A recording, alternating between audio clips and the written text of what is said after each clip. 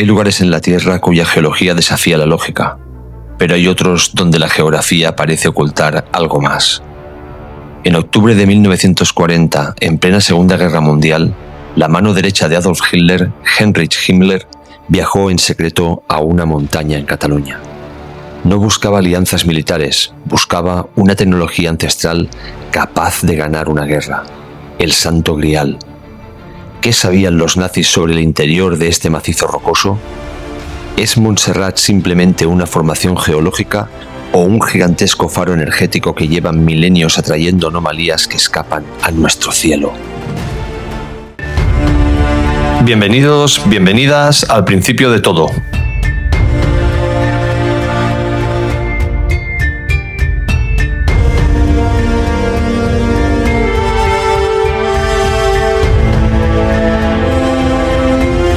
No solo es historia, son rompecabezas que llevan miles de años esperando ser resueltos.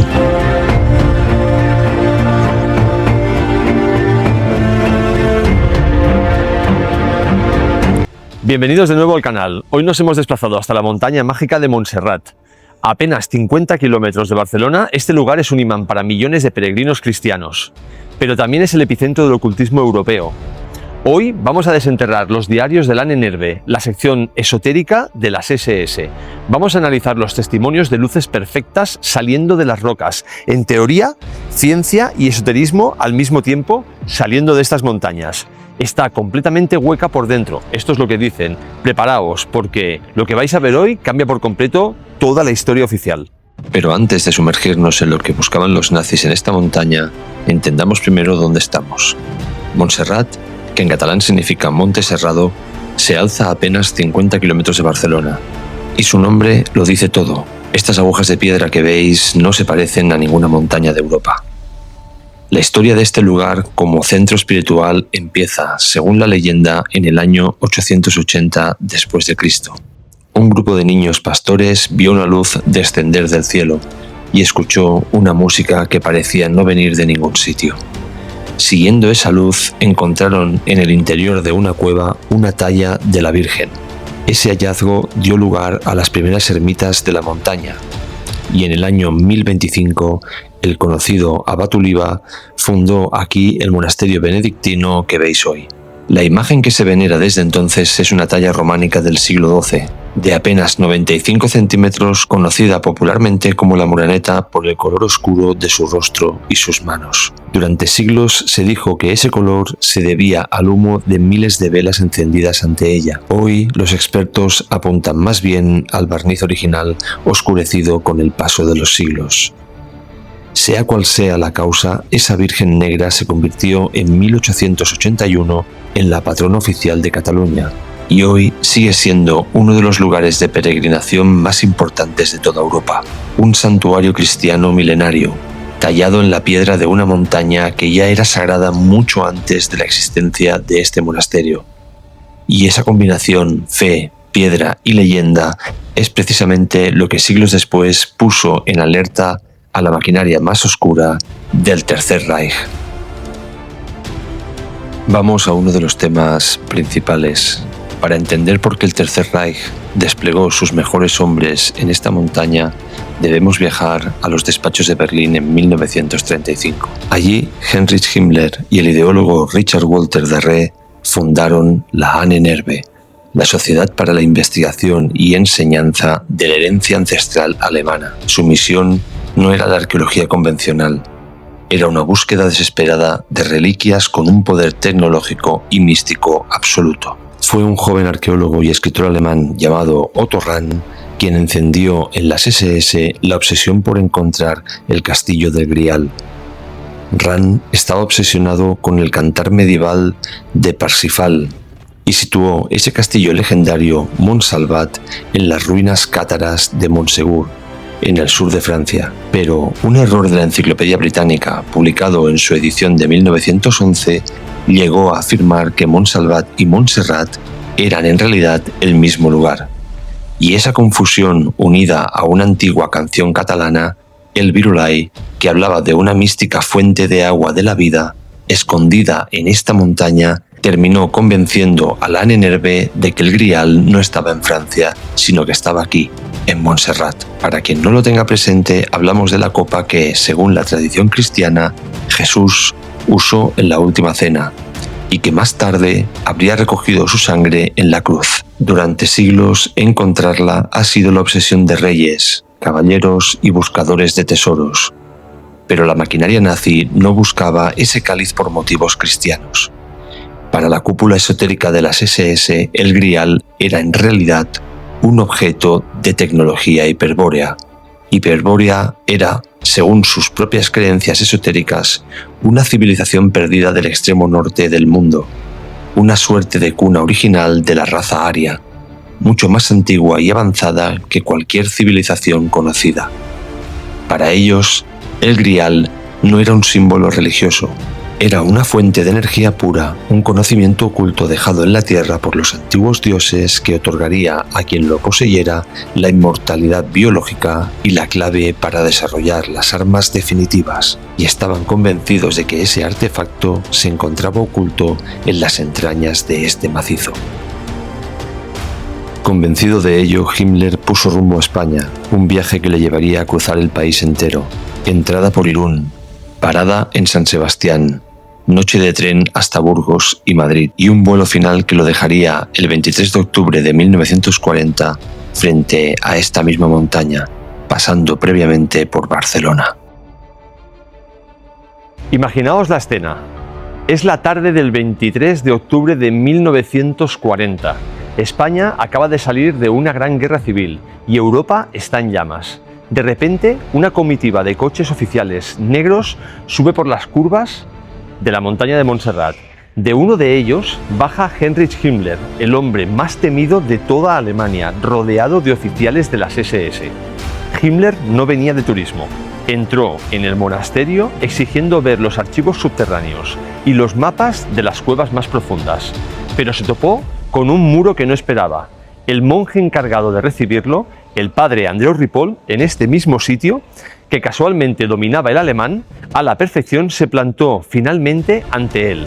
Ripoll se negó a colaborar, rebatió las teorías paganas del jefe de las SS y no le facilitó el acceso a los pasadizos secretos que conectaban el monasterio con las profundidades de la montaña. Oficialmente, las actas dicen que Himmler se marchó de aquí enfadado y con las manos totalmente vacías, rumbo a Barcelona.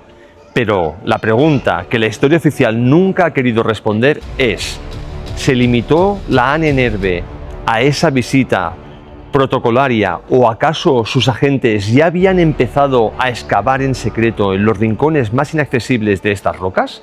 Porque para los líderes del nazismo esotérico, el Grial no era lo único misterioso en este lugar. Ellos creían firmemente en la existencia de inteligencias no humanas y de naves venidas de otros mundos. Objetos que los textos antiguos describían como los carros de los dioses y sabían que para comunicarse con ellos necesitaban acceder al verdadero secreto de este macizo que es la montaña de Montserrat, el mecanismo físico de la montaña hueca. Ahora bien, conviene matizar algo. La idea de que Himmler exigiera acceso a pasadizos secretos hacia el interior de la montaña es, en realidad, más leyenda que hecho documentado. Es una teoría que circula ligada a las fantasías del propio Otto Rahn sobre los túneles bajo la abadía, más que un hecho recogido con las actas de la visita. Lo que sí sabemos con certeza, gracias al testimonio directo del propio padre Ripoll, es esto: el abad del monasterio evitó deliberadamente recibir en persona al jefe de las SS y encargó la tarea al joven Ripoll, el único que hablaba alemán. Himmler le pidió los escritos sobre el Santo Grial. Ripoll no se negó por rebeldía, simplemente le dijo la verdad. Allí no había nada de eso. Y cuando Himmler, sin inmutarse, empezó a explicarle todas sus teorías raciales, asegurando que Jesucristo no era judío sino ario, el joven monje le llevó la contraria de forma tajante, delante del hombre más temido de Europa. Además, hubo un último momento, quizás el más revelador de todos. Antes de que se marchara, le mostraron la gran reliquia del monasterio, la Virgen de Montserrat, la Muraneta. Le explicaron que era tradición subir a besarla. Himmler se negó por completo y dejó caer una frase que ha quedado recogida para la historia, que los nazis acabarían con esas supersticiones. Antes de seguir, una cosa rápida. Si esto te está atrapando como a mí, dale like. Así el vídeo llega a más gente, puedo seguir explorando y mostrándote lugares del mundo y sus historias. Suscríbete al canal, es gratis, no te cuesta nada. Activa la campana para no perderte lo que viene. Quédate hasta el final porque lo que te voy a contar ahora mismo no es ni la mitad de lo que hay detrás de esta montaña. Sigamos. Físicamente, la ciencia nos dice que Montserrat es un capricho geológico, un antiguo delta marino que, tras millones de años de erosión, emergió formando estas agujas imposibles. Pero los ingenieros esotéricos del Tercer Reich no veían solo piedra, veían física avanzada. Hoy, la geología moderna confirma un dato científico fascinante. Montserrat no es una roca homogénea, es una roca formada hace millones de años por miles de cantos rodados, guijarros y arena que el mar fue arrastrando y compactando capa a capa, como un gigantesco pastel de piedra prensada. Ese cemento natural que mantiene unidos todos esos cantos está hecho, sobre todo, de cal, pero también contiene pequeñas vetas de cuarzo, el mismo mineral que se usa hoy en relojes y en tecnología de precisión por su capacidad de generar electricidad. Cuando la presión tectónica y las corrientes de agua subterránea golpean estos materiales, se produce un fenómeno físico real, la piezoelectricidad. La montaña actúa literalmente como un transductor gigante, una inmensa batería de piedra capaz de acumular, amplificar y emitir ondas electromagnéticas de baja frecuencia y corrientes telúricas hacia la atmósfera. Mediciones magnetométricas actuales han registrado severas fluctuaciones en el campo magnético local de las cumbres, anomalías que la ciencia oficial atribuye a la composición del mineral, pero que los nazis consideraban el encendido de un motor vibratorio. Esta realidad física encaja perfectamente con las crónicas místicas y las leyendas más antiguas de la zona, que hablaban de Trencaklaus, una gigantesca ciudad oculta en el corazón de la montaña, un mundo subterráneo con inmensos lagos de agua dulce y pasadizos laberínticos. Tradiciones herméticas antiquísimas aseguran que Montserrat alberga 3 grandes puertas o llaves energéticas etéricas, custodiadas en secreto por monjes elegidos que protegen el umbral para que la vibración de la montaña no caiga en manos equivocadas. Los nazis creían que estas cavidades no eran naturales, sino una red de infraestructuras y hangares construida por una civilización ancestral que dominaba la energía de la Tierra mucho antes de nuestra historia escrita, y que utilizaba este faro energético de Montserrat para atraer y guiar a naves de origen no humano. Los antiguos constructores de templos lo sabían perfectamente. La tecnología ancestral no dependía de cables de cobre ni de chips de silicio. Se basaba en la resonancia. Por eso los lugares sagrados de la antigüedad se edificaban siempre sobre fallas geológicas o puntos telúricos de alta vibración.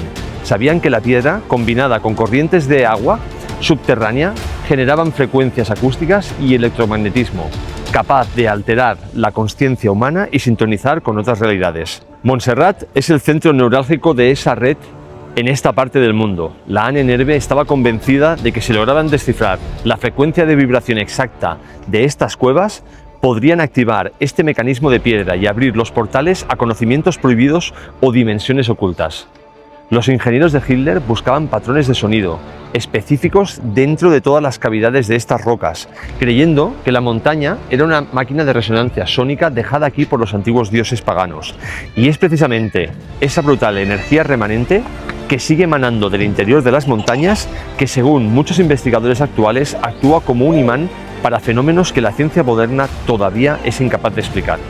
Fenómenos que solo unas décadas después de la marcha de los nazis, estallaron en los cielos de estas mismas montañas de forma masiva.